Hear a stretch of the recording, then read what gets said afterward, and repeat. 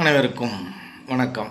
இன்றைக்கி நம்ம எதை பற்றி பார்க்க போகிறோம் அப்படின்னா, இன்றைக்கு முதல்வராக உட்கார்ந்திருக்கும் விஜய் எந்த சீட்டில் உண்மையாகவே இந்த மக்களுக்கு நன்மை செய்திருந்தால் ஸ்டாலின் தான் உட்கார்ந்திருக்கணும். ஸ்டாலின் அவர்கள் இந்த ஆட்சி பொறுப்பில் இருந்து மக்கள் வெளியேற்றியதற்கு என்ன காரணம் அப்படின்னு கேட்டிங்கன்னா, நானே மக்களுடைய வீடுகளை இடிப்பது சம்பந்தமாக ஒரு 20 முறை ஸ்டாலினுடைய முன்னாள் முதல்வருடைய வீட்டிற்கு சென்றிருக்கிறேன். என்னை பார்ப்பதற்கு அனுமதிக்கவில்லை.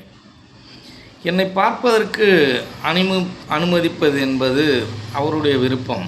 அதுக்கு நமக்கு எந்த விதமான அதில் குறையும் இல்லை. ஆனால் அந்த மனுவை அவர் பார்த்து அந்த மக்களுடைய குறையை கேட்டு அதற்கு சரியான ஒரு தீர்வை அவர் கொடுத்திருக்க வேண்டும். அதுதான் அவருடைய முதலமைச்சர் பொறுப்பில் இருக்கக்கூடியவரின் தலையாய கடமை. அதை அவர் செய்யாமல் அவர் குடும்பத்தில் இருக்கும் அவருடைய மனைவி, மருமகன் இவர்களெல்லாம் தலையிட்டு அந்த சொத்துக்கள்லாம் அபகரிக்கப்பட்டிருக்கு. அப்போ விஜய் இந்த ஆட்சியை சரியாக தொடர வேண்டுமென்றால் இன்னும் சில எம்எல்ஏவை இப்போ ஆதரவு கொடுத்தவங்களை நம்பாமல் இன்னும் ஒரு 10 எம்எல்ஏவை இவருக்கு ஆதரவை கொடுக்க வைக்க வேண்டும்.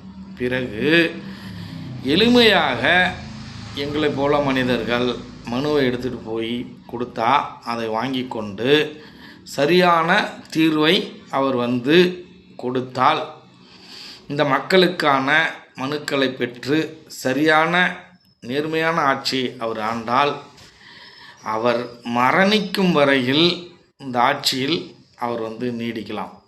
இன்னும் 20 வருடங்கள் 30 வருடங்கள் நீடிக்கலாம்.